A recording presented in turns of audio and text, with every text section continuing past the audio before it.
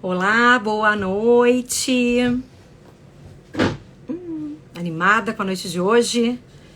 Segunda aula.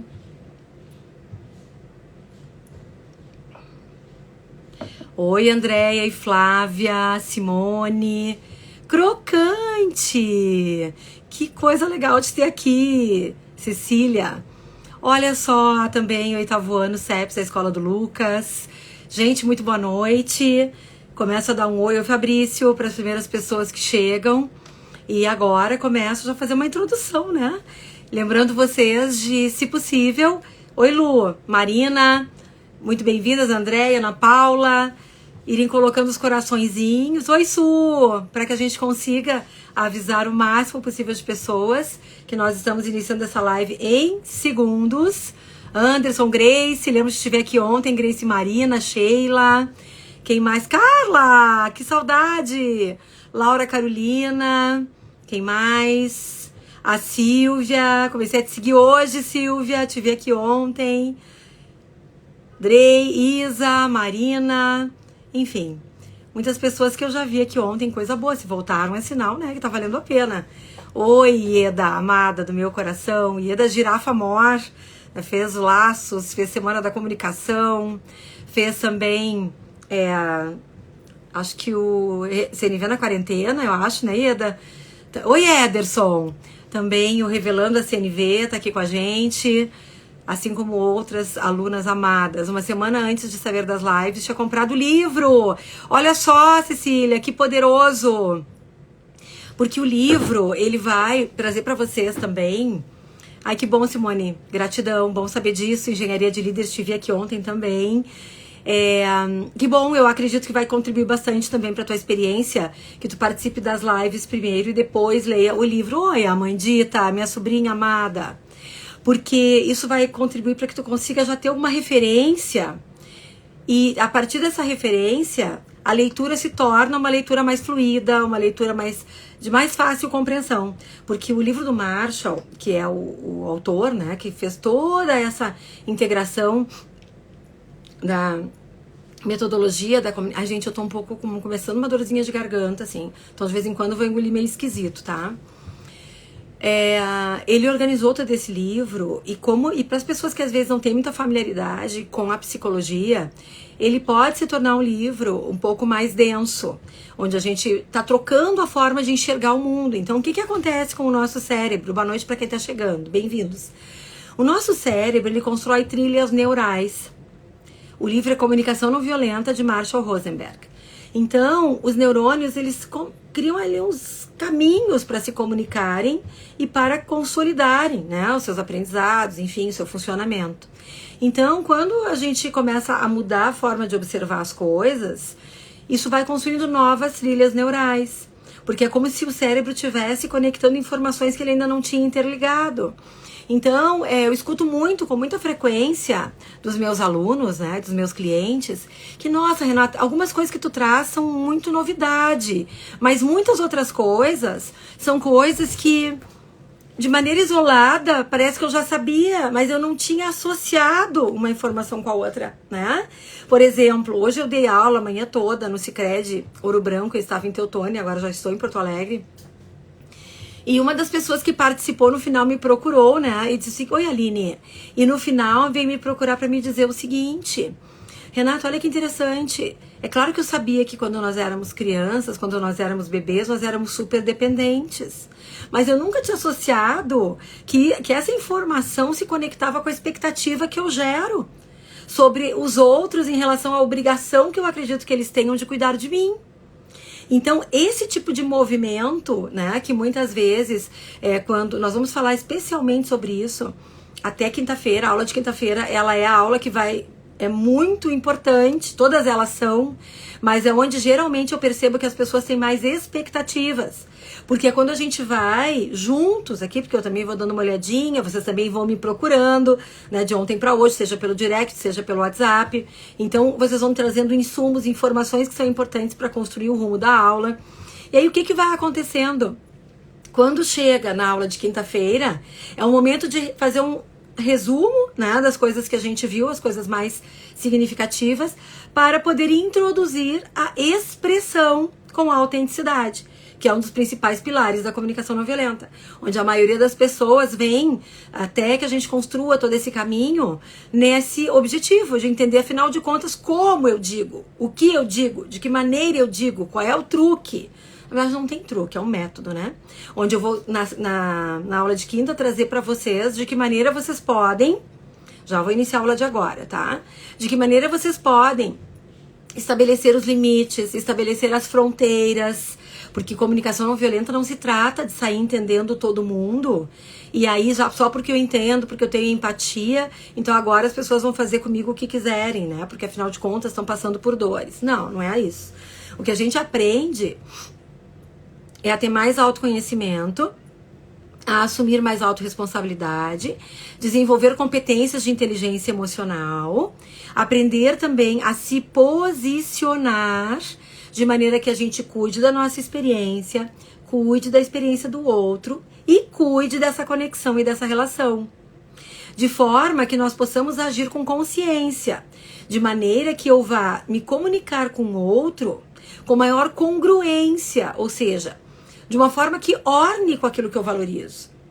Porque, vamos começar aqui, tá? Hoje a nossa aula é sobre a perspectiva da reatividade. Ontem falamos de assertividade. Ontem a aula, por sorte, né, ficou gravada, porque já me aconteceu, eu não consegui gravar. Vamos ver como é que vai ser o dia de hoje. Por isso nós sempre convidamos que vocês possam, né, se dedicarem de alguma maneira especial para poderem estar aqui de forma presencial, porque aí vocês garantem o conhecimento. Além disso, a Lu Guntzel, que é a minha parceira maravilhosa da Expertise, está aqui conosco, acompanhando todo o processo da live, fazendo prints das perguntas de vocês, para que nós possamos, num segundo momento, começar a responder a partir, provavelmente, da outra semana, seja no Stories ou seja no Reels, para que vocês tenham as respostas, né, que vocês estão buscando naquilo que for possível contribuir, tá? Então, é uma maneira de poder garantir a minha presença plena aqui com vocês, tá? Tô vendo a Cris, tô vendo muita gente querida aqui, a Silvane e tal, tá? Eliane, amada, SBDG, falei na SBDG hoje, tá? Então, vamos lá, turma. Hoje a nossa aula é sobre reatividade, tá? Então, eu me defendo. Não sou eu, né? Humanos. Eu também, inclusive. Eu me defendo e eu ataco porque dói em mim. Então, essa é uma perspectiva... olha só, eu não sei se vocês conseguem ver, mas eu me arrepio inteira. Porque eu acho a coisa mais linda do mundo. É uma virada de chave. É assim, ó, é como se tu, caramba, nasci de novo. É isso que esses conhecimentos todos trouxeram pra minha vida. E é por isso que cada vez eu estudo mais sobre eles e multiplico. Tanto quanto eu posso, quanto eu dou conta, né? Também cuidando do meu descanso, cuidando do meu lazer e outras coisas, nesse equilíbrio que a gente busca na vida da gente, eu procuro trazer o máximo possível de informações, tá? Porque o que que acontece? Como a gente tem instalado dentro de nós um modelo mental de quem tá certo e quem tá errado, que é um modelo mental que é de polaridades, não existe meio do caminho aqui. Se eu tô numa interação com alguém, tá? E nessa interação existe um descompasso, um desacerto, um desacordo, algum conflito instalando-se ou já instalado ali, nós vamos imaginar que são dois atores, não atores de atrizes, mas assim, atores de pessoas, duas pessoas, tá? Melhor. Duas pessoas aqui envolvidas, tá? Nesse atrito, nessa circunstância. Hoje nós vamos falar...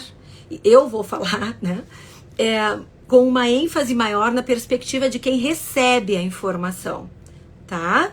Ontem falamos muito sobre a responsabilidade de quem se expressa, de quem fala. Hoje eu vou te trazer para um lugar um pouquinho diferente, que é o outro lado da moeda, o outro lado da história. Qual é a responsabilidade que nós temos quando nós escutamos aquilo que o outro está trazendo? Ou quando nós percebemos alguma cena na vida e a interpretação que nós fazemos. Porque são corresponsáveis. Lembram que a gente falou sobre isso ontem? Numa interação, eu tenho uma contribuição e o outro também tem. Então, o que que nós aprendemos? Dentro desse... eu vou me dividir ao meio aqui, tá? Para ajudá-los, para contribuir para o entendimento. Especialmente as pessoas que tem uma forma de aprendizagem mais visual, tá? Então, imagina que eu tô aqui dividida ao meio. Do meu lado esquerdo, nós vamos hoje explorar o modelo mental vigente, o paradigma do certo e o errado, onde existem polaridades. Ou eu estou certa e o outro, consequentemente, está errado, ou ele está certo e aí, consequentemente, a errada sou eu. Então, essas são duas formas de escutar que Marshall Rosenberg mapeou, estruturou e transformou numa metodologia. E aqui é a perspectiva do receptor que a gente está vendo hoje, né? Como eu escuto, como eu interpreto, como eu vejo, como eu leio, como eu entendo as coisas, o significado que eu dou para as coisas, tá? Tô dividida aqui, vamos chamar o modelo mental do certo e o errado, o paradigma vigente, tá? E deste lado aqui, nós vamos entender que são as duas formas de escuta da comunicação não violenta. Essas duas formas de escuta são as formas que o Marshall Rosenberg propõe, tá? Dentro de CNV, comunicação não violenta. Então, duas formas do modelo mental, duas formas da comunicação não violenta. Ai, tá tão chato essa coisa na garganta, gente, desculpa, não tem jeito. Dentro dessas quatro formas aqui, ele também fez uma analogia. Por isso que quando vocês entram lá na página para fazer a inscrição de vocês no curso, vocês veem que tem, né, se fala em girafas, tem imagem de girafa, dependendo se tu entra pelo teu celular ou se tu entra pelo teu computador. Por quê? Porque o Marshall criou uma analogia de dois personagens, né, dois animais. Modelo mental do certo e o errado. O chacal, que é um tipo de raposa, tá, que vive em alguns países no mundo. E a comunicação não violenta, a escuta, né, ou a metodologia da girafa. Então, a girafa, ela tem uma simbologia dentro da comunicação não violenta que remete a várias coisas, tá? Mas vamos focar aqui no que é o foco da nossa aula. Mas, em resumo, aqui a gente pode dizer que girafa, de alguma maneira, foi escolhida porque ela é alta, então ela enxerga as coisas de cima. Então ela tem uma visão mais ampla, uma visão mais sistêmica. Ela tem um distanciamento do chão, que é o que muitas vezes nós precisamos, enxergar a circunstância por uma perspectiva mais racional. O coração da girafa, ele bate 45 vezes, né? Mais rápido, mais forte que o coração humano. E ela também tem umas orelhas longas, né? Então isso também permite, né, uma escuta, em princípio, diferenciada. Então a gente vai entender que nesse modelo mental que nós aprendemos, ele é um modelo mental do chacal, onde é uma comunicação interna. Pausa aqui, parêntese, tá? Se tu tá com o teu bloco, gosta de anotar, isso pode ser algo importante de ser lembrado, porque talvez tu já saibas disso. A tua comunicação com o outro é reflexo da tua comunicação interna. O que é a comunicação interna? Não é endomarketing nas empresas, tá? É aquilo que tu tá dizendo dentro de ti. É a história que tu tá contando pra ti mesmo. Falamos um pouco sobre isso ontem. Quando alguma coisa acontece, eu interpreto. Então, hoje, nós vamos expandir as suas possibilidades de escuta. Quando nós estamos no modelo mental, vigente, polar, certo e errado, é muito difícil que nós consigamos encontrar um espaço para acordos. Porque dentro da nossa sociedade, onde nós crescemos, aquilo que nós aprendemos, que é transmitido há centenas, milhares de anos até chegar em nós, que nós modelamos porque são transmitidos por pessoas que nós confiamos, então nós repetimos aqueles comportamentos, nós pegamos crenças emprestadas e acabamos incorporando, adotando crenças das pessoas que foram figuras de autoridade na nossa vida, e como nós confiamos nelas, elas também estão acreditando que estão fazendo por nós o melhor, que é aquilo que trouxe a nossa espécie até aqui. Então esse comportamento vem sendo perpetuado. É um modelo em que, quando as pessoas erram, quando nós fazemos alguma coisa errada, seja dentro da nossa casa, o nosso filho, ou seja dentro de uma organização, um colaborador, ou eu como líder, nós, se fizemos algo errado, ainda percebemos o erro como algo grave. que nos acusa, de alguma maneira nos expõe como alguém que não tem competência suficiente. Então, o que que acontece? Quando o erro está presente, e nós vamos entender o erro como algo que não chegou no resultado que nós gostaríamos, nós desejávamos um resultado diferente, e hoje o resultado foi outro, foi um resultado indesejado, não é um resultado de inspiração maravilhoso, né? Um resultado indesejado. Eu vou entender isso como um erro. E aí, como nós temos o paradigma, né, também a crença popular de que a gente aprende pelo amor ou pela dor, na hora que alguém faz alguma coisa errada e eu não tô com vontade de dar carinho, tô fazendo uma rápida revisão também de coisas que nós vimos ontem, rapidamente o meu modelo mental me autoriza a ser violenta. De que maneira isso acontece? Nesse modelo mental do certo e o errado, se a pessoa tá fazendo uma coisa que eu vejo como errada, nessa hora eu quero transformar o comportamento dela, eu preciso que ela sinta dor, na expectativa que ela gere empatia. Oi, Douglas. Empatia pela minha situação. Então, a gente acaba promovendo a dor no outro, numa tentativa trágica de trazer o outro para um lugar de compreender a dor que ele provocou em mim.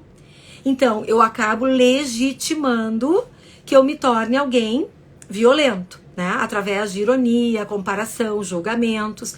Então, esse aqui é um modelo mental do certo e o errado. O que que acontece aqui que gera disputas?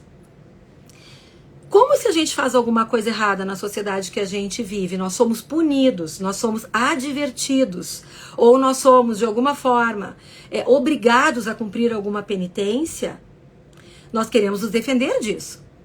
Lembra que hoje o título da nossa aula é reatividade. Eu me defendo e eu ataco porque dói em mim.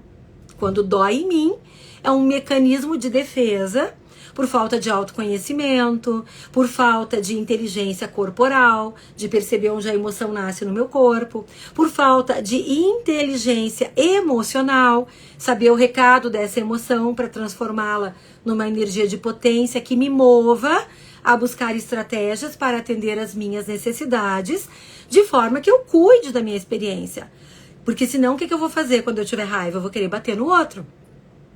E a raiva tá ali, né, como aquela energia para me ajudar a olhar para a justiça e pensar como é que eu posso cuidar de ter a justiça, mas de uma maneira que eu gere parcerias, conexões, relacionamentos mais poderosos, ao invés de provocar no outro o desejo, né, de não colaborar comigo.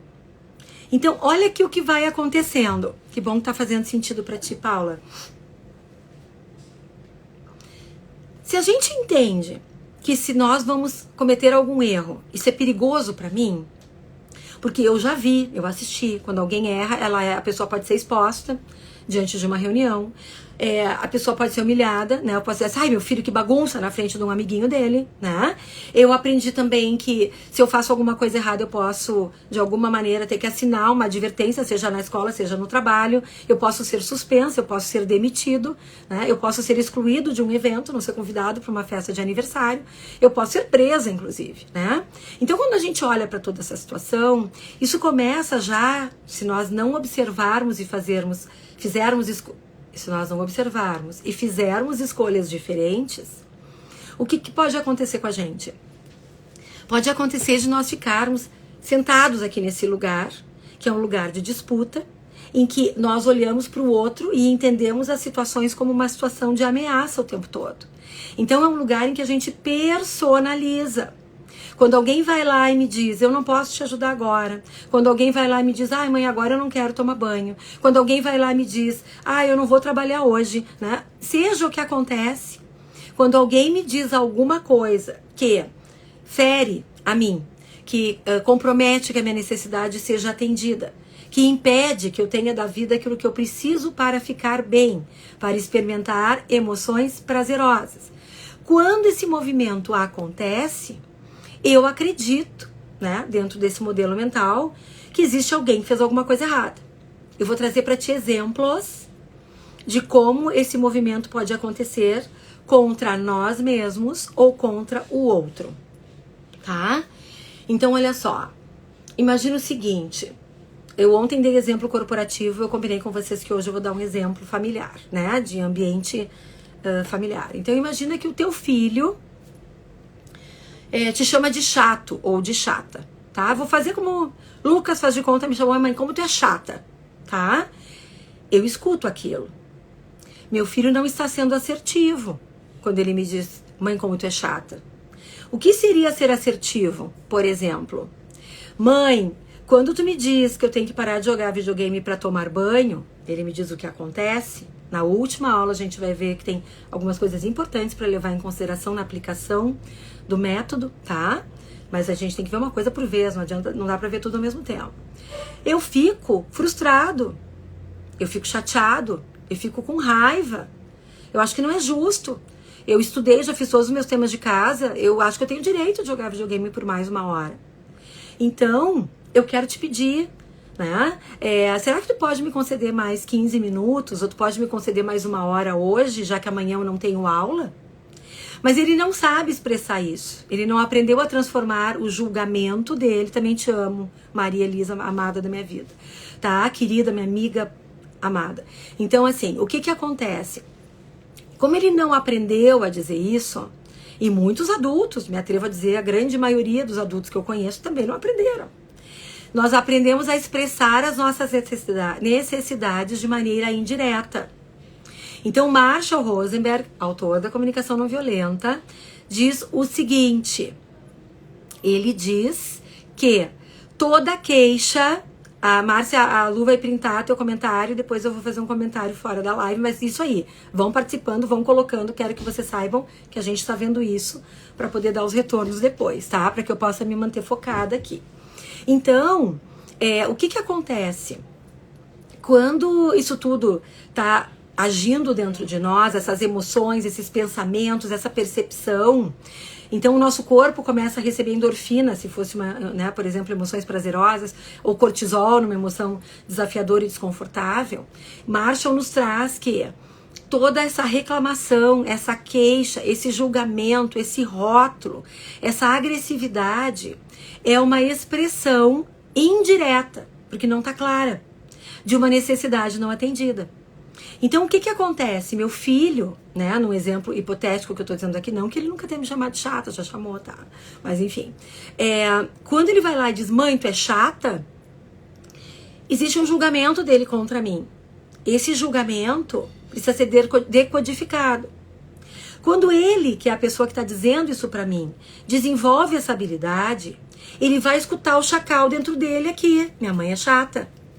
Tem aqui a raposinha rosnando, grunhindo, eu não me lembro o que ele faz, tá? Mas ela tá ali, tá? Fazendo um teatro. Ai, se eu não jogar videogame hoje, meu amigo vai ficar chateado comigo. Ai, se eu não jogar videogame hoje, eu vou perder o campeonato virtual. Tem coisas que ele tá contando pra ele, que são coisas que colocam as necessidades dele em perigo. A conexão com os amigos, né? O prazer, seja o que for. A diversão, até a evolução, o crescimento. Então, se ele não desenvolve isso ao longo da vida, ele vai seguir e provavelmente vai se tornar um adulto que nós vamos julgar como rabugento, que enxerga só o que está faltando e que não consegue ter as suas necessidades atendidas porque não sabe nem olhar para si e entender o que eu preciso para ficar bem. Então, o que acontece também? Como um risco, não quer dizer que vai acontecer com todos, nem o tempo todo. Que essa pessoa comece a desenvolver uma atitude frente à vida de vitimização. A vida não é justa pra mim. As coisas não tão boas pra mim. É o outro que tem que resolver minha dor. E aí ele fica só pedindo, né? Ó, Senhor, me abençoa que a criatura tenha um insight e que ela mude a sua atitude para que ele tenha os seus problemas resolvidos. Então, nesse movimento aqui, a nossa tendência como ser humano, nesta polaridade, é culpar um dos dois. Vou te dar um exemplo. Se nessa interação, meu filho me chamando de chata, depois eu vou te dizer até o final como eu responderia para ele a partir da CNV. Ele tá me chamando de chata, tô ouvindo aquilo neste modelo mental aqui, que é o que a gente vai ver primeiro, o que a gente usa, que está presente na nossa sociedade. Eu vou procurar um culpado. E esse culpado, nessa escolha, opção 1, que eu vou te trazer, faz de conta que eu entendi que a culpada sou eu, tá? Por que eu entendi que a culpada sou eu? Porque dentro da minha mente estão passando pensamentos julgadores, moralizadores, rotuladores, críticos a respeito de mim. Então eu poderia pensar, por exemplo, eu não sou boa o suficiente. Eu poderia pensar, meu Deus do céu, o que eu faço para o meu filho gostar de mim? Eu não sou uma boa mãe. Eu poderia pensar, por exemplo, ai, nossa, eu sou chata mesmo, eu tô sempre no pé dessa criança. Então eu começo a me encher de defeitos, de julgamentos, né? Tipo, o que eu tô fazendo não tá bom. E aí, a errada sou eu. Qual é um dos principais preços que eu pago nesse modelo mental? Quando eu começo a acreditar que a culpada sou eu, gente, olha só, atenção aqui, pausa importante. Eu não tô querendo dizer que não exista culpa, eu não tô querendo dizer que não existam situações em que nós façamos coisas que não são as melhores coisas e que a gente poderia agir de uma maneira diferente, não é isso que eu tô te dizendo, tá? Isso acontece na vida do ser humano.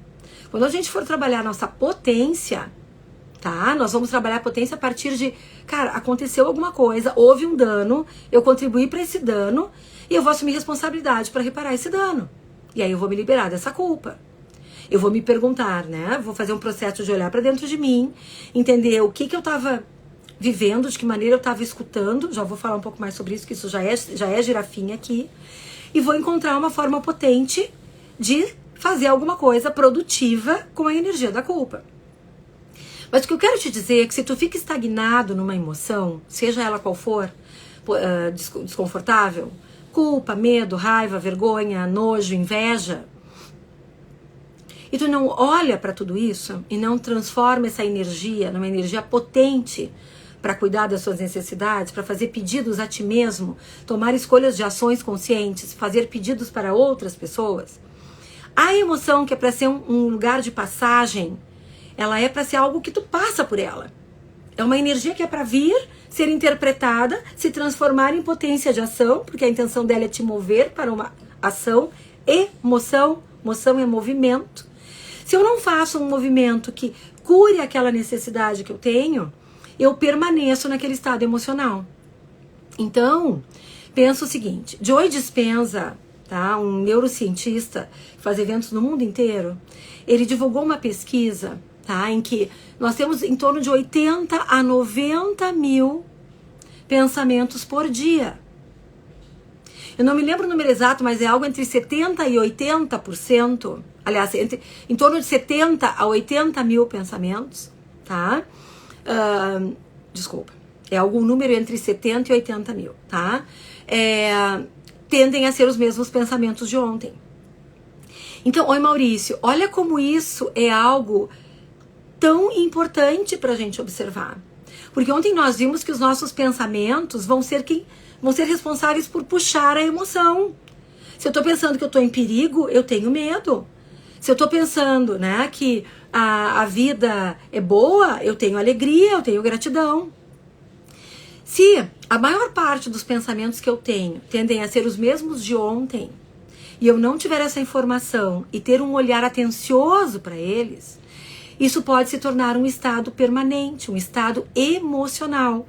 Eu deixo de ser uma pessoa que estou com medo, por exemplo, e passo a ser uma pessoa medrosa.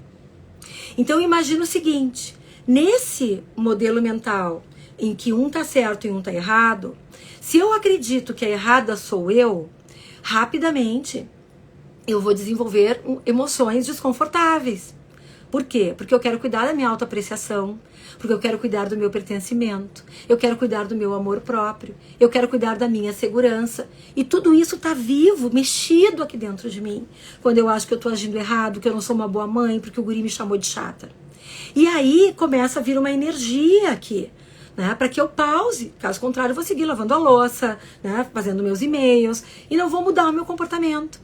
Então essa emoção, de novo, ela é bem-vinda, embora ela seja desconfortável de sentir. E aí, é tão maravilhoso, quer dizer, é triste, mas o que eu vou dizer é maravilhoso quando a gente percebe, tá? A dinâmica que acontece aqui. Qual é o preço que eu pago quando eu realmente acredito que eu sou culpada das coisas? Que é diferente, deixa eu assumir responsabilidade aqui. O que eu aprendi com isso? O que eu vou fazer diferente a partir de agora? O que é que eu preciso, né? Como é que eu consigo aumentar as chances? Que estratégias eu posso adotar para cuidar das minhas necessidades?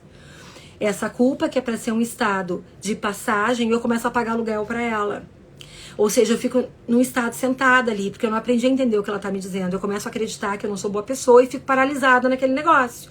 Então eu não uso a energia dela. E aí, quando isso tudo tá acontecendo aqui, eu pago um preço enorme, que é o preço de dar uma baixa, uma queda. É como se eu desse um golpe na minha autoestima. Eu perco amor por mim. Porque se eu tô acreditando que eu não sou uma boa pessoa, se eu estou acreditando que eu sou uma mãe ruim, se eu tô acreditando que eu mereço ser chamada de chata, que meu filho tem razão, que eu sou chata mesmo, acontece de eu acreditar nisso e achar que eu sou culpada sobre isso, eu vou parar de me amar, eu vou começar a achar que eu não sou boa mesmo, eu acredito nisso. Então eu perco a autoestima, eu perco o amor próprio. Junta com isso a situação de que as pessoas culpadas merecem ser punidas, porque elas precisam ser punidas para sentir na própria pele a dor que ela está causando no outro, e se ela sentir na própria pele, eu crio uma ilusão que ela vai se transformar. Ela pode até mudar, mas não quer dizer que ela vai se transformar.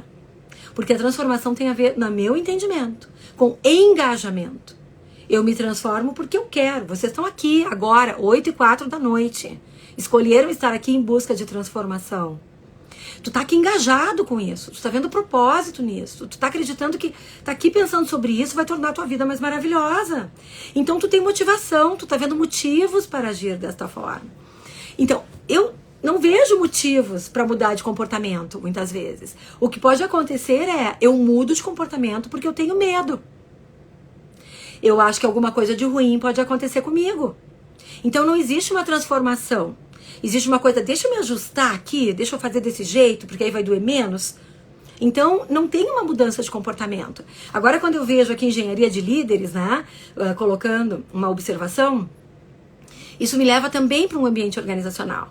Onde eu preciso escolher dentro da minha casa e dentro de um ambiente de trabalho, Ritinha Mana Blue amada, tá?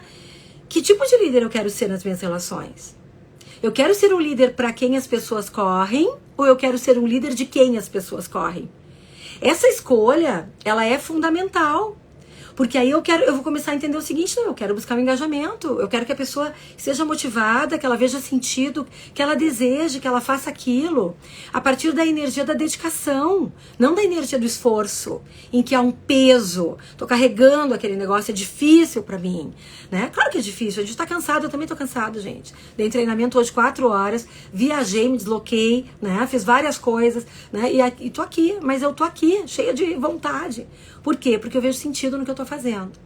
Então, quando a gente usa esse modelo mental de escutar as coisas pela perspectiva do julgamento, da acusação, do rótulo, da queixa, da crítica, tá? Nós vamos buscar um culpado, alguém tem que pagar um preço. Se eu começo a entender que a culpada sou eu, vou repetir, tá? Tá tudo certo, estou sadia mentalmente. Porque a repetição é importante para ti, o teu cérebro aprende por repetição. Tá? Então, o que acontece nesse movimento? Nesse processo, se eu acredito que eu tô culpada e eu não faço nada com a energia da culpa, não me movimento para atender a minha necessidade, e aí daqui a pouco eu vou te dizer mais sobre culpa, que eu acho uma emoção, assim, poderosíssima, sofrida. Quem, né, não sente? Mas ela é muito poderosa. Na interpretação que eu faço da culpa, para mim a culpa é uma energia que está a serviço da congruência. Quando é que a gente visita a culpa?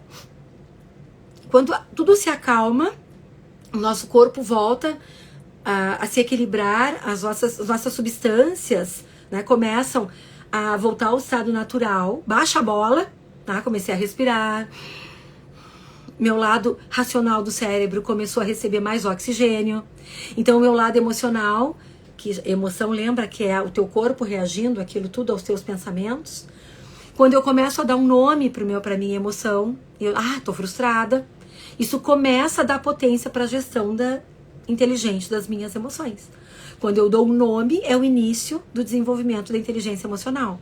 Começa a me dar capacidade de poder lidar com aquilo, quando eu sei com o que eu tô lidando. Então, quando nós dizemos um nome para aquele coração batendo forte, a dor que te dá nas vísceras, o suador que te dá, né? Ou seja o que for, uma voz que fica acidente, um olho que arregala, né? Eu dou um nome para aquilo, tô com medo, tô com raiva, tô culpada.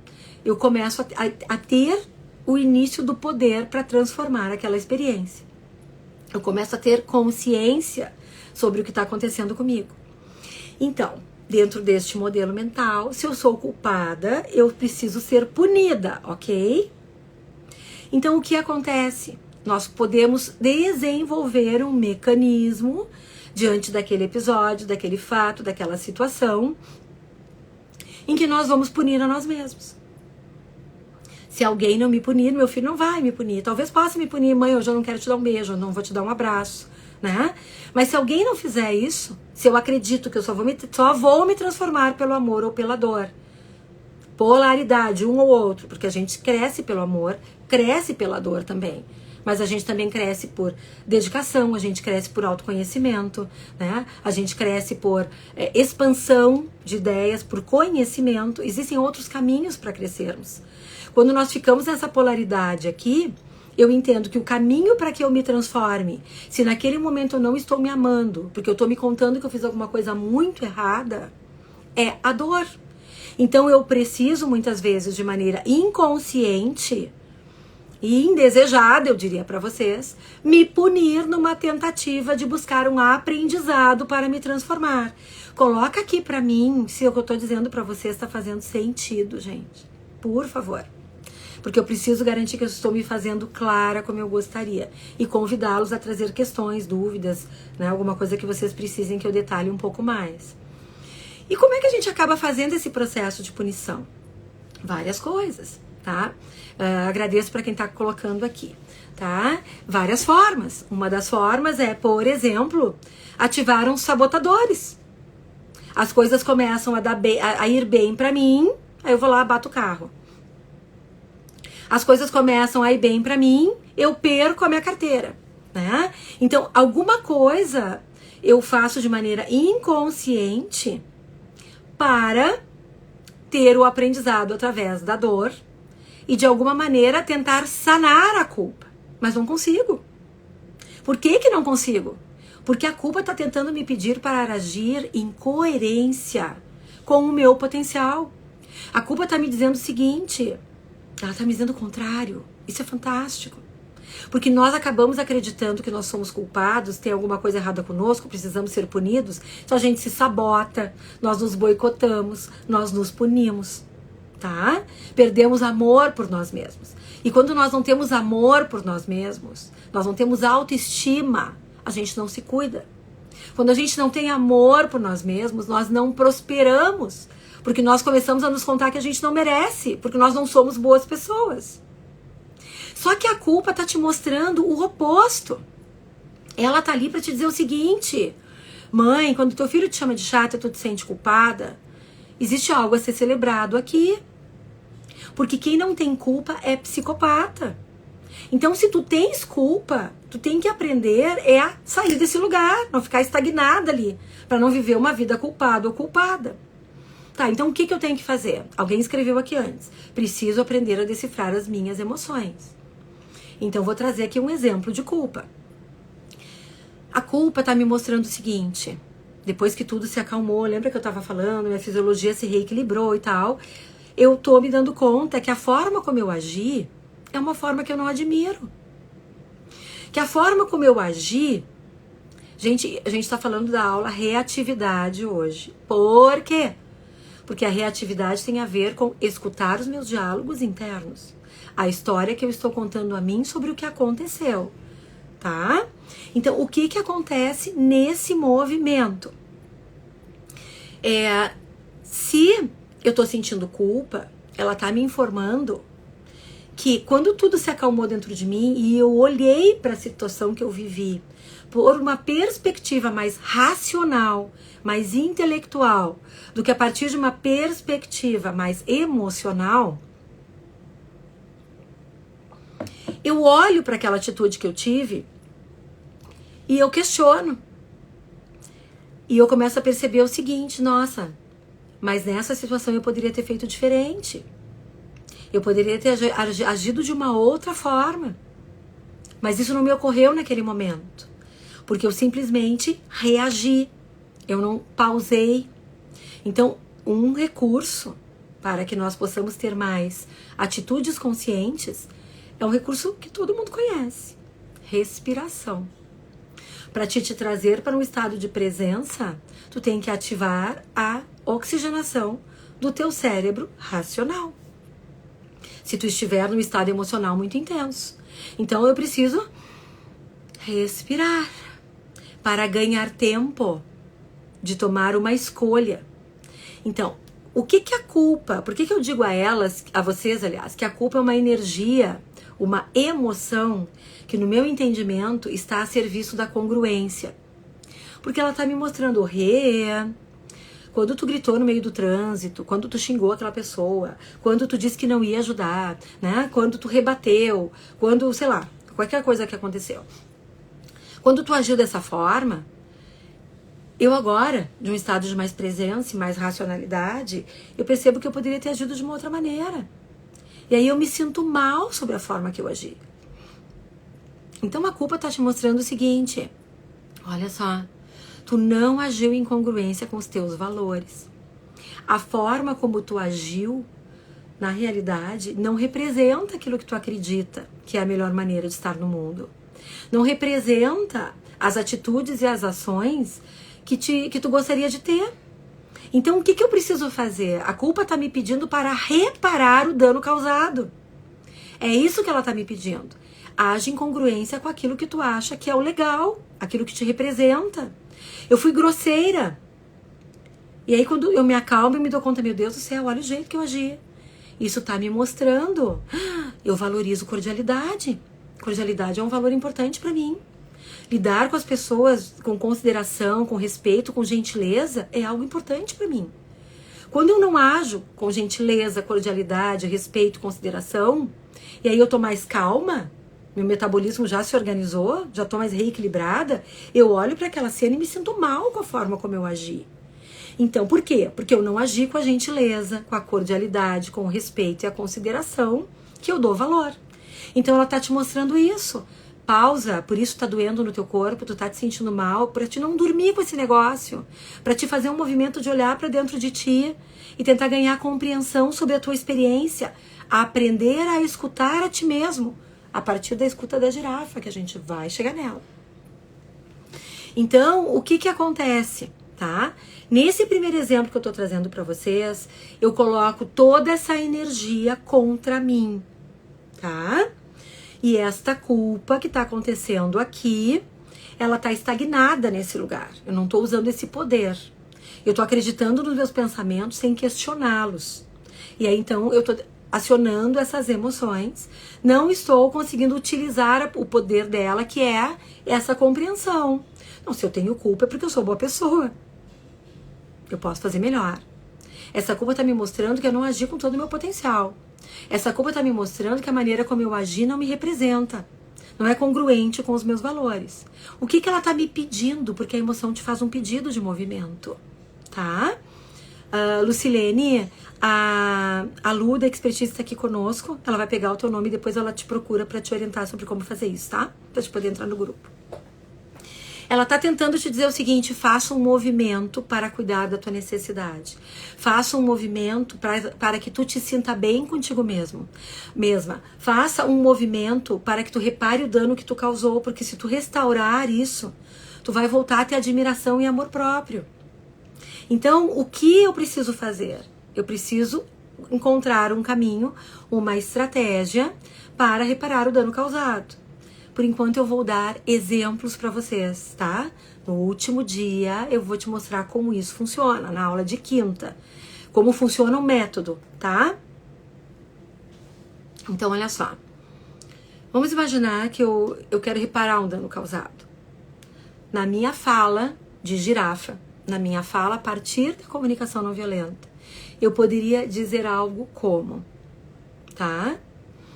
Vamos pegar esse exemplo de grosseria aqui, né? De ter falado de um tom mais alto, ou mais áspero, mais ríspido, mais agressivo, tá? Quando eu falei, eu te chamei ontem de egoísta, por exemplo, tá?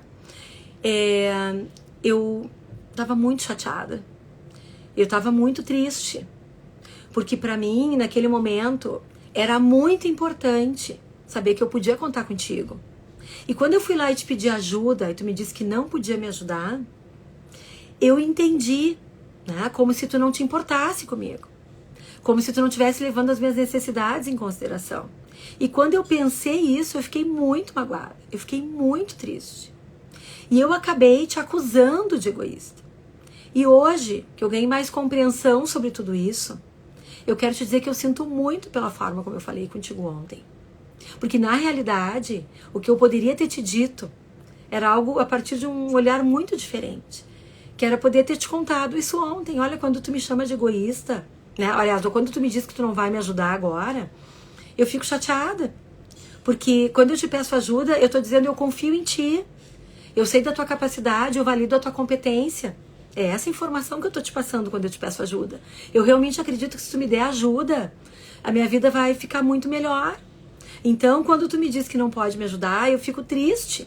E como eu estava triste naquele momento, eu acabei reagindo de maneira muito impulsiva, a partir de um estado emocional. E ao invés de te pedir o que eu precisava, eu te critiquei. Porque naquela hora, gente, reatividade. Eu reagi. Eu ataquei porque estava doendo em mim.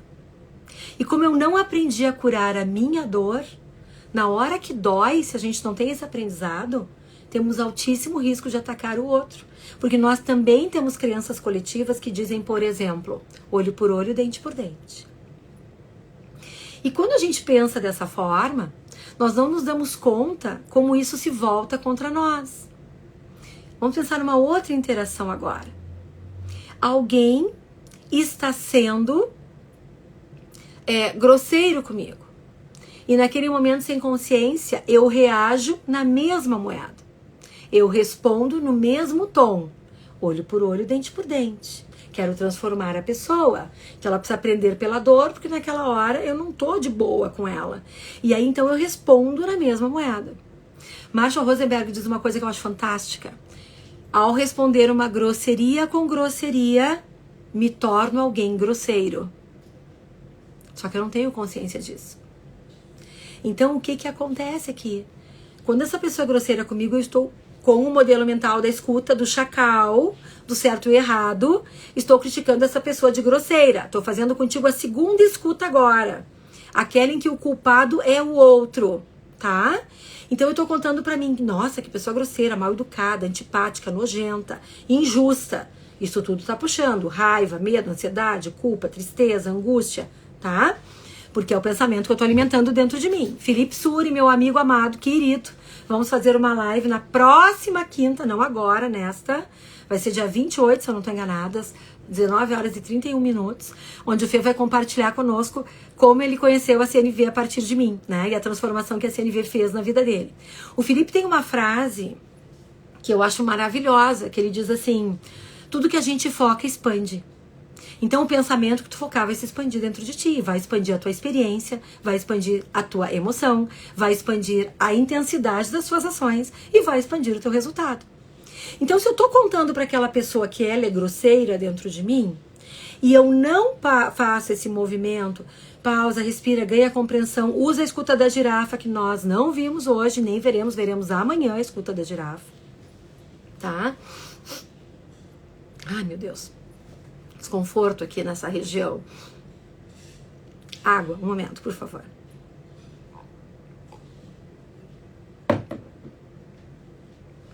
E eu estou reativa, tá doendo em mim, eu não aprendi o que fazer com essa dor, eu vou lá e rebato no mesmo tom.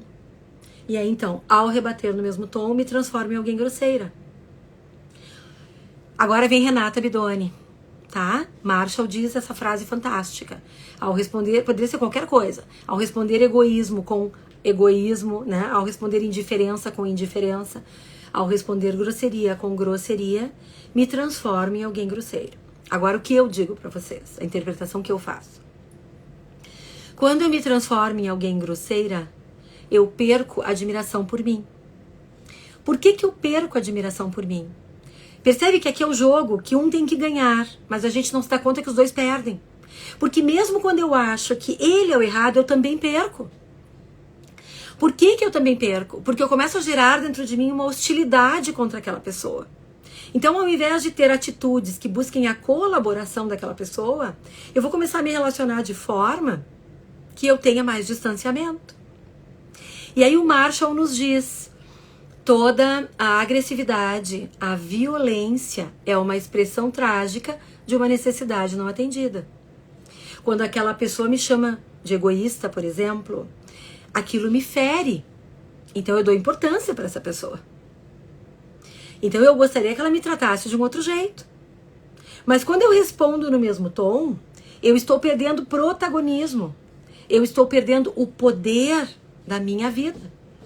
Porque eu não estou agindo de acordo com a gentileza que é importante para mim. Eu estou agindo com grosseria, reagindo a um estímulo de alguém que agiu daquela forma. Então, quem está governando as minhas atitudes não sou eu a partir, de um momento de estar autocentrada e de escolha. É o outro que está governando. Porque eu estou simplesmente entrando na vibe do cara. Então, o que acontece aqui? Por que a gente perde a admiração por nós? Porque eu estou rotulando essa pessoa. O jeito que ele está agindo está errado. E aí, me pego agindo do mesmo jeito. Então, eu estou agindo de forma errada também. E me transformando em alguém grosseiro, eu estou agindo de acordo com o jeito que eu não admiro. E o maior dano que nós temos quando nós colocamos, eu tô te dizendo que quando a gente coloca a culpa dentro de nós, aliás, sobre nós, 100% sou eu, tá? Eu tô perdendo autoestima. Quando eu tô colocando, a culpa toda no outro, eu estou gerando hostilidade nessa relação. Então essa relação aqui também tá se comprometendo, tá? E aí a gente entra num processo de disputa, que o Marshall Rosenberg vai chamar também de modelo mental do certo e errado, tá? Então não existe um caminho de conexão aqui. Agora, eu vou começar a introduzir, porque são 8h20, gente, eu vou com vocês no modelo da girafa até o fim, tá? Daí amanhã a gente consegue trazer mais coisas. Eu tenho mais tempo, vou tentar finalizar aqui, tá? Já são 8h25, gente. Então, olha só, não sei se pra vocês voa, pra mim voa. O que é o modelo mental da girafa, tá? O modelo mental da comunicação não violenta. Nós podemos dizer que é um modelo mental de ganha-ganha, tá? Os dois ganham. Aqui os dois perdem. Aqui os dois ganham. Nós vamos desenvolver o que nós chamamos de escuta empática. Então a gente vai precisar, vamos precisar, em primeiro plano, ressignificar empatia. Alguém escreve pra mim, por favor, vamos, né, Rê? Vamos, né, Kátia? Vai ficar gravado. Se tudo, se Deus ajudar, vai ficar gravado, tá? Evoco, Teta Healing aqui, né? Então, criador de tudo que é, manda aqui, blinda, faz com que dê tudo certo. Então, vamos lá. Bom saber disso, Cecília. O que acontece aqui? Quando nós escutamos as coisas, rapidinho a gente vai para o modelo chacal. E está tudo bem que a gente vá para esse modelo. Acontece que quando a gente começa a ganhar consciência, conhecimento, e nós podemos nos transformar pela tomada de consciência e pelo conhecimento, não apenas pelo amor ou pela dor, tá? Já vou voltar na coisa da empatia aqui que eu vou falar para vocês. A gente começa a perceber, nossa, eu tô de novo com aquele teatro aqui na minha cabeça, contando essa história para mim. Só um pouquinho. Então, deixa eu respirar aqui e ganhar mais entendimento sobre isso, tá? Então, primeira coisa que a gente vai ressignificar e que é dar um significado diferente, se fizer sentido pra ti. E para isso eu vou convidar que uma pessoa coloque aqui, por favor, nos comentários, o que escuta como a principal definição de empatia. Quando escuta as pessoas definindo empatia, o que vocês escutam? Empatia é o quê? Alguém pode botar aqui pra gente? Por favor. Porque eu vou te apresentar o modelo da escuta empática.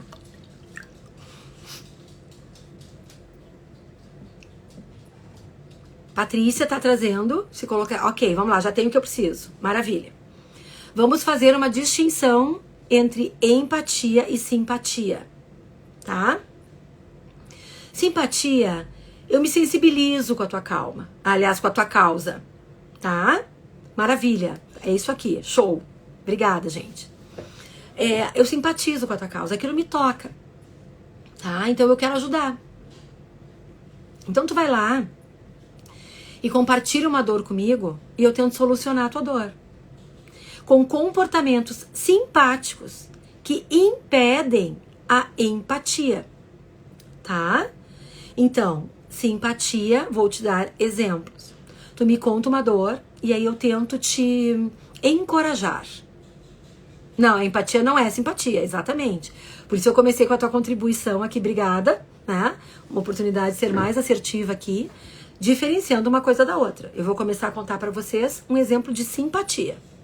Depois a gente vai definir de novo a empatia para ver o que a gente consegue andar com a escuta da girafa hoje, que aí amanhã eu vou retomar, né, o que a gente conseguir evoluir, consigo ficar mais um tempo aqui com vocês, tá?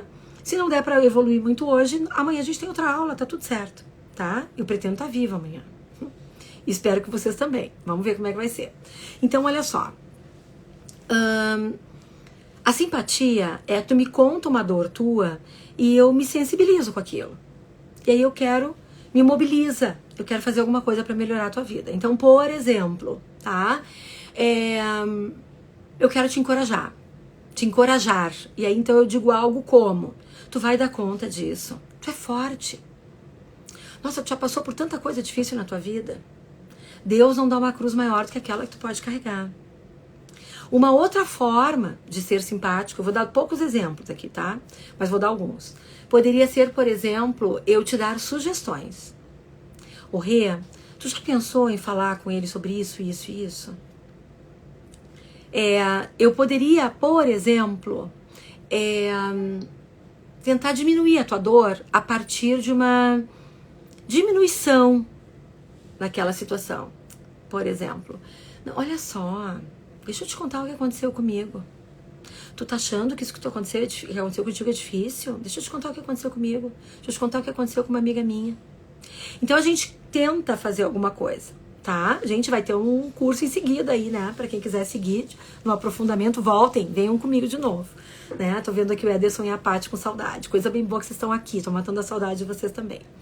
Então, a empatia que nós aprendemos, que é se colocar no lugar do outro, pode nos impedir de ser empáticos. Então, a definição que nós aprendemos de empatia, ela pode ser uma rica, né, de uma ação que vai resultar no oposto do que a gente deseja. Deixa eu te explicar como isso acontece. Imagina o seguinte, tá? Meu filho me chamou de chata. E aí eu quero criar empatia por ele. Aí dentro de mim está instalado aqui nesse modelo mental que empatia é se colocar no lugar dele. Aí eu tento me colocar no lugar dele. E ao tentar me colocar no lugar dele, eu penso, talvez, é uma hipótese, é um exemplo.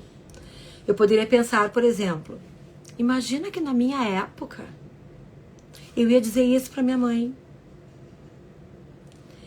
Aquilo que ele está fazendo, para mim, pode ser algo inconcebível. Vamos pegar o exemplo de ontem. João, tu pode me ajudar com esse relatório? E agora eu não posso. Eu tento criar uma empatia dentro do formato que aprendi. Empatia é se colocar no lugar do outro. Tento me colocar no lugar de João. Quando eu me coloco no lugar de João, eu posso não conseguir fazer empatia. Por quê?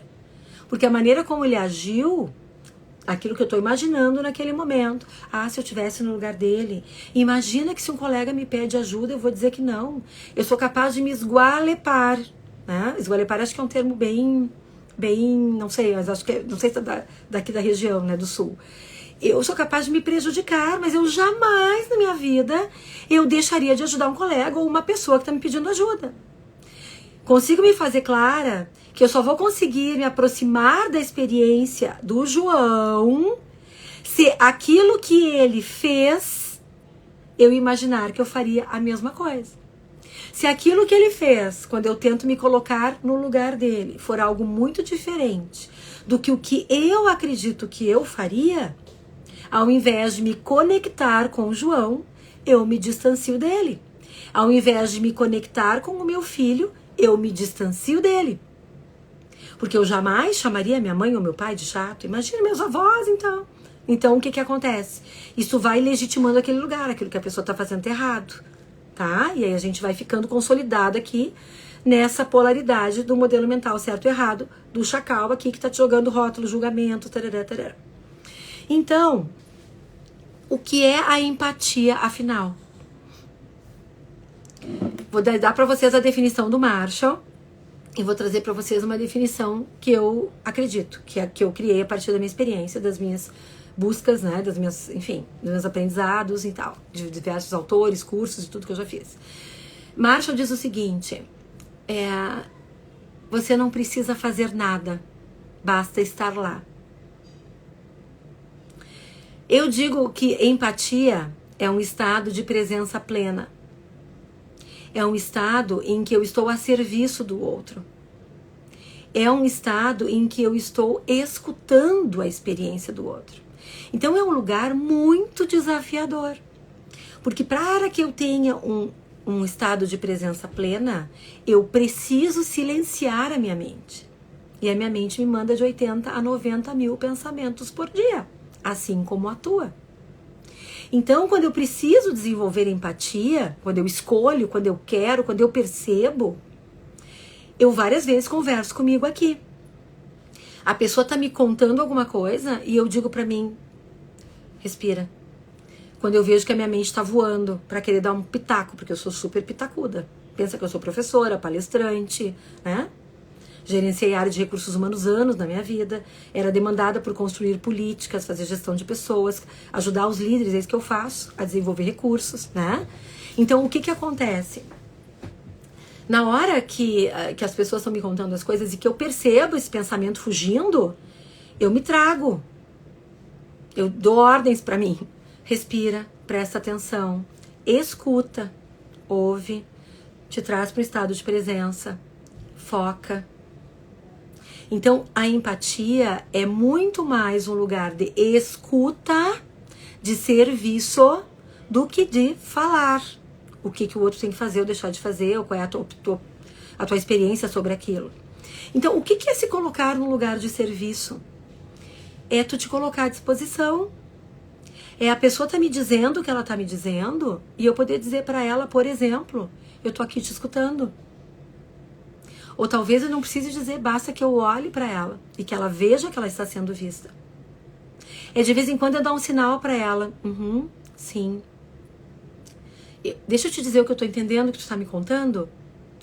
Olha que coisa que a gente ainda não olhou e que é muito importante, que eu vou te trazer agora.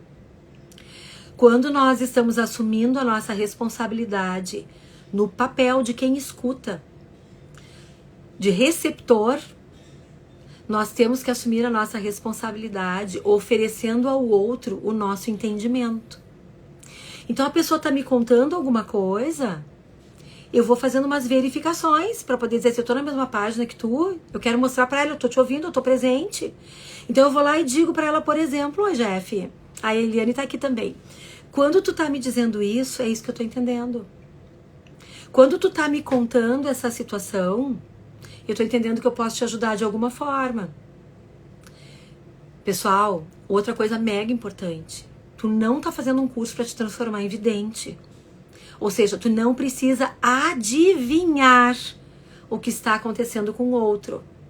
Tu vai começar a construir algumas hipóteses. Tu vai oferecendo para essa pessoa. Quando tu me disse isso, foi isso que eu entendi. Pode ser que a outra pessoa te diga, era isso mesmo, Rê. Conexão tá instalada ali. Pode ser que essa pessoa te diga, não, mas não é isso que eu tô querendo te dizer. Mas eu tô dizendo para ela, eu tô escutando. E quando eu digo para ela uma coisa, ela me diz, não é isso que eu quis dizer, eu estou contribuindo para que ela seja assertiva. Porque aí ela tá percebendo um feedback ali. A forma como ela tá me dizendo, ela não tá conseguindo trazer a clareza necessária. E quando eu digo para ela que eu entendi algo diferente, eu também estou contribuindo para que ela perceba que ela tem que me dizer aquilo de um outro jeito. Então, quando a pessoa vai me falar alguma coisa, eu quero estabelecer empatia, eu vou dizer a ela, por exemplo, quando tu tá me contando essa situação, eu tô entendendo que talvez eu possa te ajudar de alguma forma. Tem alguma coisa que tu queira me pedir agora? Talvez eu possa dizer a ela uma outra coisa. Eu posso dizer a ela, por exemplo, me diz de que maneira eu contribuo, eu te apoio nesse momento. Quando a gente faz esta pergunta, o outro é convidado de maneira natural a fazer, olha, vai o gesto de novo ontem que eu adoro, a autoconexão. Ele vai mergulhar dentro dele, tá? Porque quando eu digo, como é que eu te ajudo, como é que eu te apoio, o que eu posso fazer por ti nesse momento, o que tu esperas de mim, são outras formas de fazer essa pergunta. Então essa pessoa, ela é convidada a olhar para si, o que eu preciso fazer agora para atender minha necessidade? Que pedido eu posso fazer para essa pessoa que está me escutando? Exemplos, o que talvez ela pudesse me dizer, Rê, olha só, quando eu estou te contando isso, eu só preciso que tu me escute. O fato de eu saber que eu posso confiar em ti e que tu vai me escutar sem julgamentos, já é a ajuda que eu preciso. Ou, quando eu te conto isso, agora eu tô precisando de um colo. Tô precisando que tu me diga que eu vou dar conta, que tudo vai dar certo, eu tô precisando de encorajamento. Ou talvez ela me diga, eu tô tão perdida, Rê, tu tem alguma opinião sobre isso? Tu já passou por algo parecido? Tu conhece alguém com quem eu pudesse conversar sobre essa experiência? Ou talvez ela me diga, Rê, o que tu faria no meu lugar? Eu preciso de uma sugestão. Então, o que acontece? Quando a gente usa a lente, vou voltar no passado aqui, tá? Então vem comigo, foca comigo aqui, para não dar uma mistureba e acabar entendendo, né, misturado aqui. Por falta de clareza minha, ou talvez porque tua mente também tá te levando para situações em que tu agiu de outro jeito, né? Ou situações que tu não foi claro sobre o que tu precisava, ou tentando entender esses conceitos. Onde é que eu quero te levar agora? Tá? Quando nós aprendemos, porque a gente que entrou depois, eu tô com uma dor de garganta aqui, então de vez em quando eu tô engolindo meio que esquisito, tá?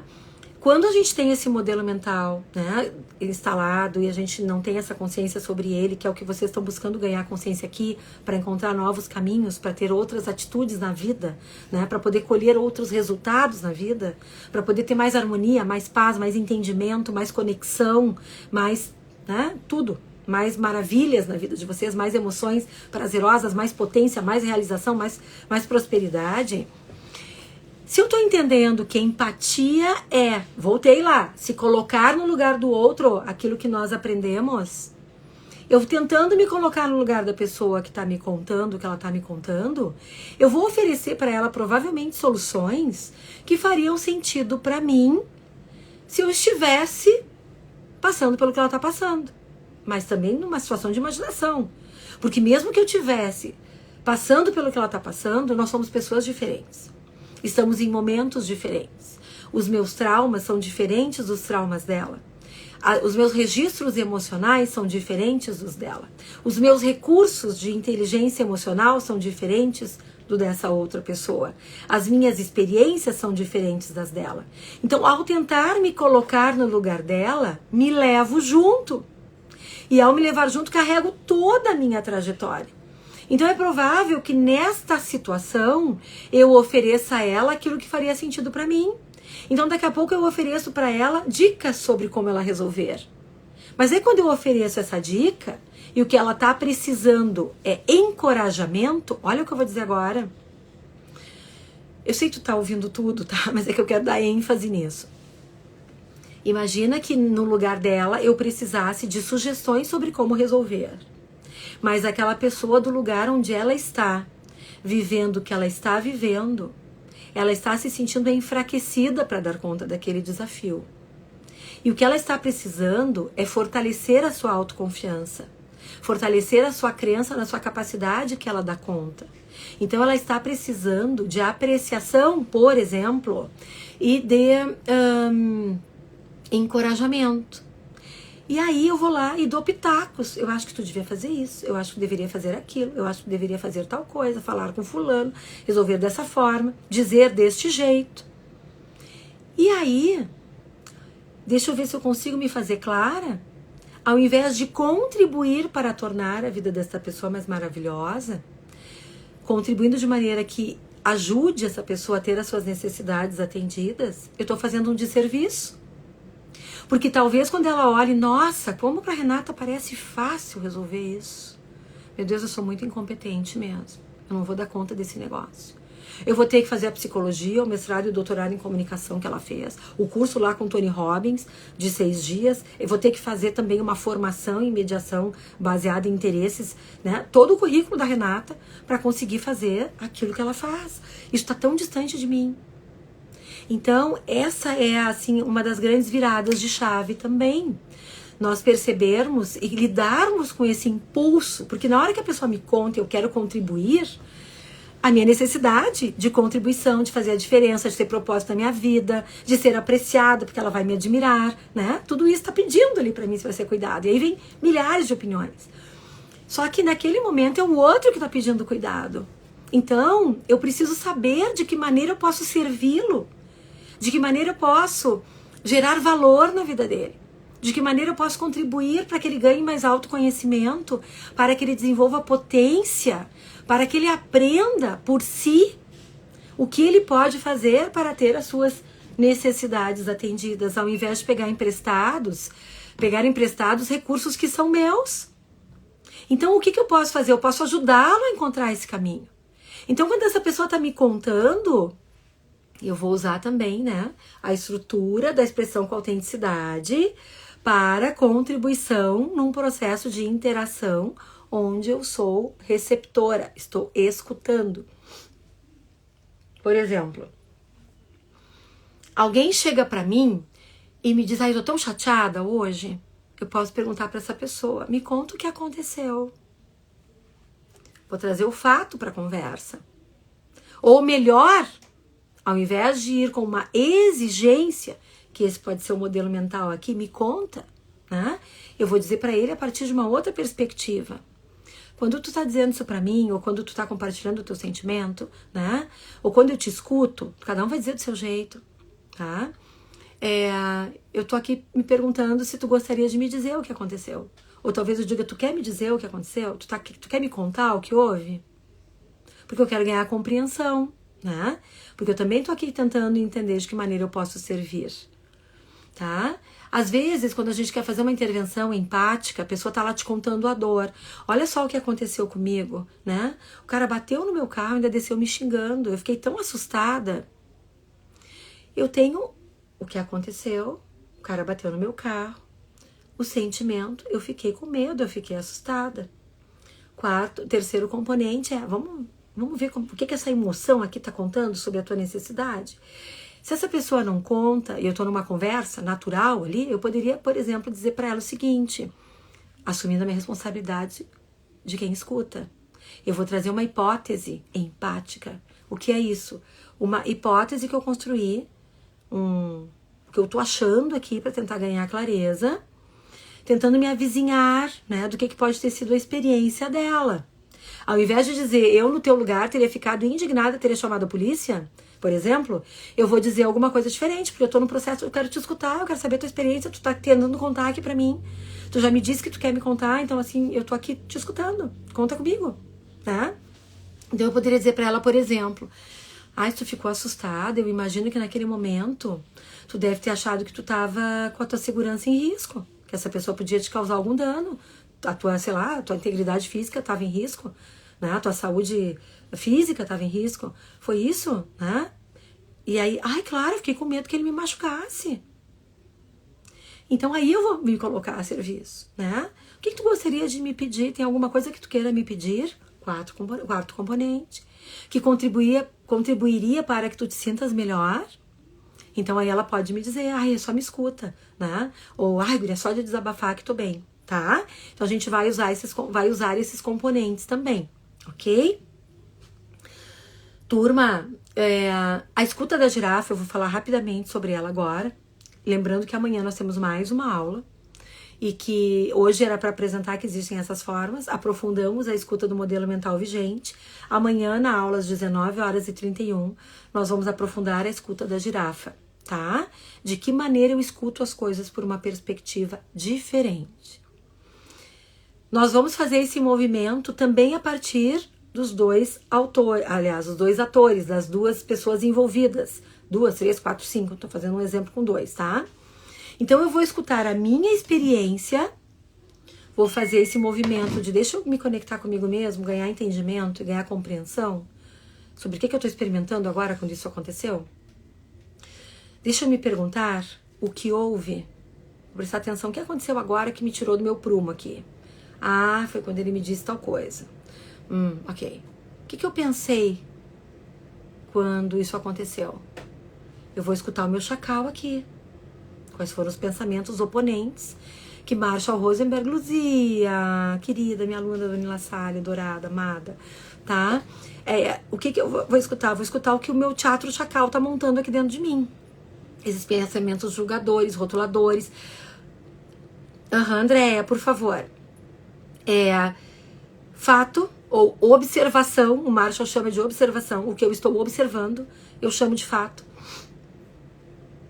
O que eu sinto quando esse fato acontece é o que eu preciso que está originando esta emoção e se há algum pedido específico e positivo a ser feito, seja para mim ou para o outro. Esse pedido pode ser um pedido de conexão. Por exemplo, eu gostaria que tu compreendesse o que aconteceu comigo ontem e quero te dizer que eu sinto muito. Ou poderia ser um pedido de ação. Eu preciso te pedir, por exemplo, que tu organize o teu quarto todos os dias antes de dormir, guardando os teus brinquedos na caixa de brinquedos, tá? Poderia ser um pedido de ação, pedir para a pessoa fazer alguma coisa, tá? Então, quando a gente vai usar a escuta da girafa, nós vamos visitar as duas experiências. Eu vou usar empatia comigo. Então, eu vou chamar isso de autoempatia. Eu vou acolher a minha experiência com bondade, com compaixão, tá? Eu não tô mais querendo me punir. Porque eu já sei que essa punição é um boicote horroroso na minha vida. Me ajuda a acreditar que eu não mereço ser feliz, então eu não prospero. Eu também já aprendi que se eu ficar nesse lugar de culpa e eu achar que o culpado é o outro, eu tô querendo esganar o outro. E aí eu perco a colaboração dele. Eu gero uma hostilidade, eu gero ressentimento contra ele e ele contra mim. Então nós dois perdemos, porque nós como indivíduos somos menos potentes do que nós como sistema. Então, eu faço uma escolha de antes de reagir, aquilo tá doendo em mim, né? Só que ao invés de agir reativamente, eu vou agir a partir de um estado de consciência.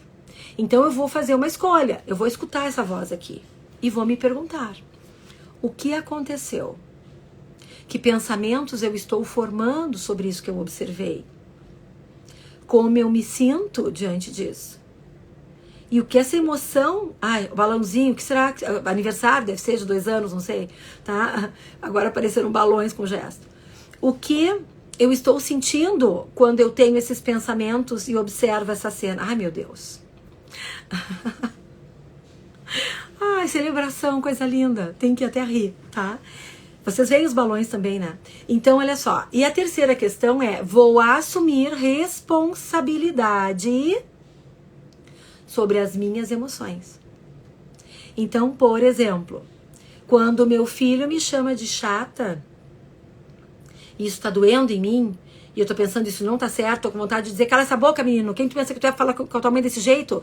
Né? Imagina falar com seus pais assim, eu jamais falaria com minha mãe ou meu pai dessa forma. Por exemplo, tá? Eu me dou conta de tudo isso e eu pauso. Respiro. Lembro que a respiração não é dita, né, para as pessoas se acalmarem por nada, mas eu a minha sugestão é que tu não diga para alguém que tá precisando se acalmar, respirar, tá? Então, olha só, porque isso pode tornar a pessoa ainda mais irritada. Mas tu sabe disso agora. Então, tu vai respirar, tu tá lembrando o seguinte: o que tá fazendo para ti? Um serviço. Tô prestando um serviço para mim, que é me acolher com bondade. Nós vamos dar um nome para isso em comunicação não violenta, que é compaixão. Despertar a bondade natural que existe dentro do ser humano. E eu preciso despertar a bondade sobre mim. Então, eu vou despertar isso me acolhendo. Eu vou fazer um processo de autoconexão, vou me conectar com a minha experiência e vou me acolher com empatia. Vou fazer autoempatia, empatia em relação à minha experiência. E vou me fazer essas perguntas. O que aconteceu agora? Que meu coração tá disparado, tô com vontade de voar em cima desse guri. Ele me chamou de chata?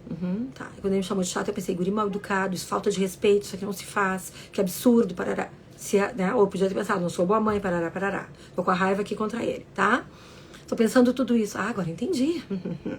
Tô com raiva por quê? Porque eu tô achando que isso não é justo, não tá certo. Então essa raiva tá nascendo aqui dentro de mim, porque pra mim é muito importante a justiça, levar o outro em consideração, ser tratada com respeito, resolver os problemas com cordialidade e gentileza. E quando isso não acontece, eu fico muito indignada.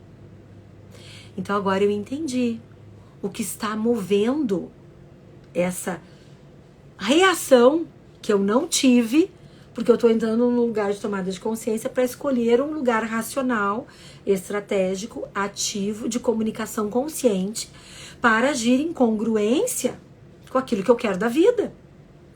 E o que eu quero da vida é uma vida longa, saudável e feliz. Não quer dizer que a gente vai conseguir isso o tempo todo, gente. E não me idealiza, tá? Não pensa que eu consigo o tempo todo. Eu não consigo o tempo todo. Mas o que acontece quando eu me perco? Rapidamente, porque eu já estou treinando isso dentro de mim, eu consigo ir para a escuta da girafa e aí fazer uma conversa de reconexão, de esclarecimento, de ofertar ao outro a minha vulnerabilidade. Porque a vulnerabilidade é potência para a conexão. Para que ele perceba, né, desenvolva a bondade natural dele para mim, né? Entendendo o que eu passei, o que eu estava cuidando, o que me levou a agir daquela forma. E então usando a energia da responsabilidade para restaurar aquela relação. Mas às vezes a gente vai se atrapalhar. Mas ainda assim a gente consegue voltar na conversa, tá? Então, eu vou fazer esse movimento de escutar a minha experiência. Ganhei compreensão, agora eu entendi. Eu tô com raiva. Essa raiva tá vindo porque eu tô achando que não tá certo, que não tá justo. Ah, tá. E por que eu tô sentindo isso? Por que não é justo pra mim? Porque eu preciso de consideração, gentileza, respeito, tarará. Tá? Ser apreciada, vista, incluída. Eu quero que ele inclua o impacto daquela atitude dele, né? Inclua o impacto da atitude dele em mim, que ele leve isso em consideração. Então, eu vou fazer um segundo movimento da escuta da girafa, que é fazer uma visita, uma hipótese empática sobre o que pode estar sendo a experiência dele. Então, eu poderia, né, por exemplo, ao fazer essas mesmas perguntas, olhando para a experiência dele, chegar a algumas possíveis respostas. Por exemplo, quando ele me chamou de chata, o que será que ele podia estar sentindo? O que será que ele podia estar pensando naquele momento? Ele podia estar pensando, nossa, a mãe não se importa comigo. Ela não deixa eu fazer as coisas que eu gosto. Se a mãe gostasse de mim, ela sabendo que aquilo ia me deixar feliz, jogar mais uma hora de videogame, ela me deixaria. Se ela está dizendo que eu não posso, é porque ela não se importa com como eu me sinto. Naquele momento, uma outra hipótese que eu posso construir talvez fosse: eu quero me divertir mais, tá tão legal aqui, se eu não fizer isso, né, eu vou perder a conexão com os meus amigos, vou perder minha posição lá no ranking do campeonato eletrônico que eu tô fazendo, né, enfim, tá, vou perder o meu recorde, vou perder a pontuação que eu ganhei, sei lá, os prêmios que eu posso capturar, enfim. Então ele pode estar contando pra ele, nossa, se ele tá achando que eu sou chata, esse julgamento tá falando que ele tem necessidades não atendidas. Olha que legal. Tô me lembrando também, não é que é legal que ele não tenha as necessidades atendidas, legal é me dar conta disso, tá? O insight que eu tive. Eu posso me dar conta também, caramba, quando ele tá reclamando, além de ser uma expressão trágica de uma necessidade não atendida, isso é um julgamento. Então, olha só, ele tá me julgando porque ele não tá conseguindo me dizer o que ele precisa. E se ele tá pensando essas coisas, coisas ruins sobre mim, lembra de ontem? Necessidades não atendidas, julgamentos desfavoráveis sobre o outro, sobre a experiência, emoções desconfortáveis. O oposto também é verdadeiro. Emoções, aliás, necessidades atendidas, julgamentos favoráveis sobre o outro e sobre a experiência, emoções prazerosas. Se ele está reclamando e julgando que eu sou chata, certamente ele está com pensamentos e julgamentos depreciativos. Esses julgamentos estão tentando mostrar a ele, mas ele não tem a habilidade, a maturidade, o conhecimento necessário para perceber o que ele precisa, para ao invés de me xingar e dizer, mãe, tu é chata, entrar num processo de negociação comigo. Dizer, mãe, olha só, tá tão legal agora, eu tenho mais 15 minutos para poder finalizar essa rodada. Quando tu tá me chamando para dormir agora, puxa, eu tô tão chateado, eu tô tão frustrado, para mim é tão importante finalizar uma coisa que eu comecei. Eu fico ansioso quando eu não finalizo. Então, será que a gente pode negociar mais 15 minutos? Ele não sabe fazer isso. Mas eu agora tenho esse conhecimento, que quando ele julga, é porque ele está formando pensamentos depreciativos sobre mim. Porque ele não tem as necessidades dele atendidas. E que quando isso acontece, ele está desenvolvendo emoções desconfortáveis. E ao desenvolver emoções desconfortáveis, ele está cheio de substâncias, de luta pela sobrevivência dentro dele. Então ele vai falar isso com gana, ele não vai dizer, ai, como tu é chata.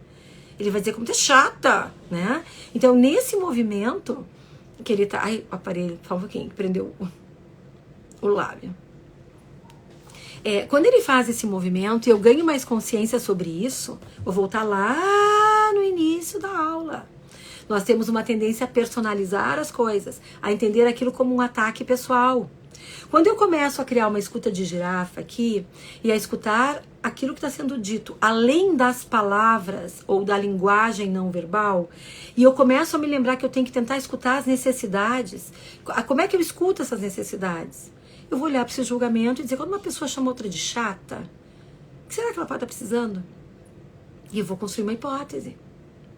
Eu vou olhar para esse fato. O que aconteceu agora que fez ele me chamar de chato? Eu pedi para ele desligar o videogame para tomar banho, comer, jantar, dormir, fazer tema, sei lá o que for. Né? Ah, bom, foi isso que aconteceu, tá? Entendi. Então, eu tenho uma hipótese aqui.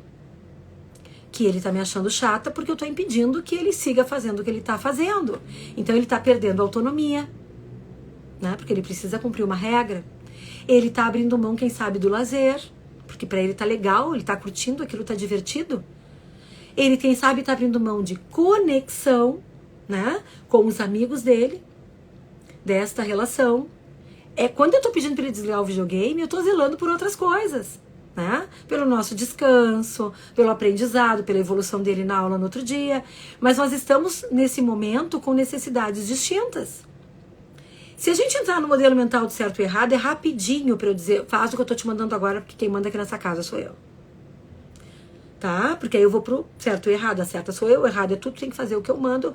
Eu uso o poder e a gente chama do paradigma da dominação. Quem tem mais força, quem tem o crachá mais alto, ou quem tem a habilidade de persuasão ou se colocar, né, de maneira mais firme, vai vencer essa luta. Mas vai vencer com aquelas perdas que a gente já viu. Porque eu vou perder a conexão do meu filho comigo. Ele vai obedecer, mas ele não está engajado naquilo. Ele vai obedecer ressentido, hostil. E aí, se ele não trabalhar essa raiva que ele vai nutrir contra mim, ele vai rapidinho para reclamação, para reparação e para vingancinha, que nós vimos ontem, que é uma forma instintiva. Quando a emoção não é processada, isso é Leonardo Volk, quando a emoção não é processada, ela se torna tóxica, tá? Então, gente, eu vou finalizando aqui, porque até a gente precisa, né? A gente dá para vocês em torno de 1 hora também cuidar disso. Vai ser 1 hora, 1h30, tá?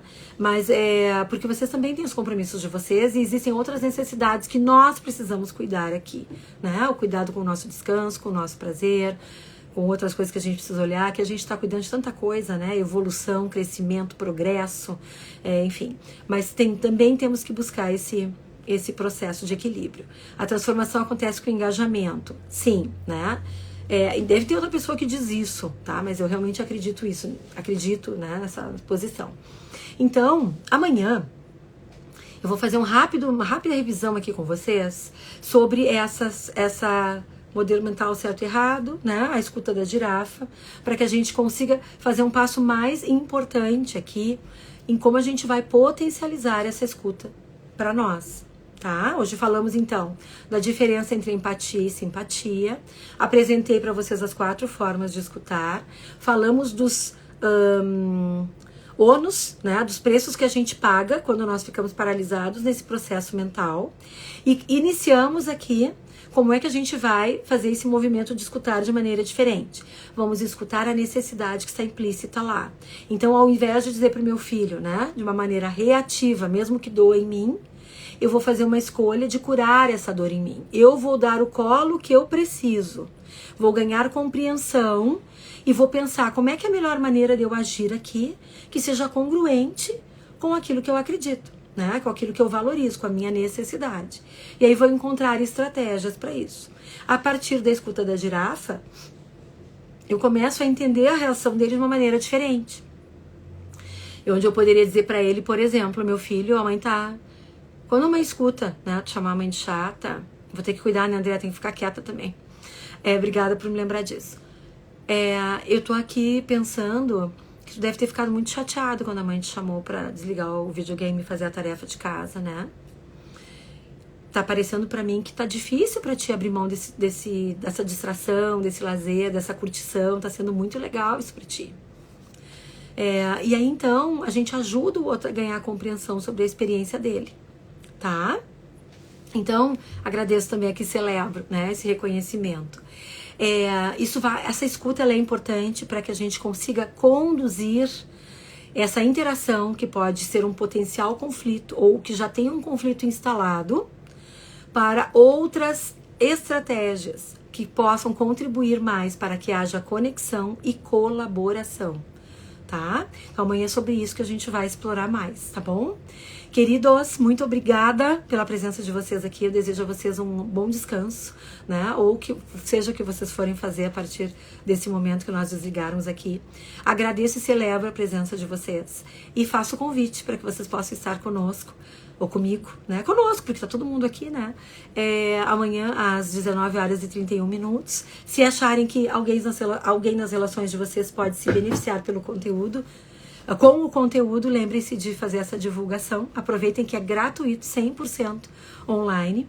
Agradeço aqui, Silvia, os votos de melhora. Até amanhã, gente. Amanhã vai ser barita composta, gargarejo com água e sal, pastilhas, tudo. E amanhã eu vou ter mais silêncio vocal. Amanhã eu não tenho entrega de treinamento. Então, acho que vai estar tudo certo. E agora, evoquem as energias positivas para que dê tudo certo com a gravação da live, tá? Beijo aí pra vocês. Obrigada, Isa. Beijão pra todos.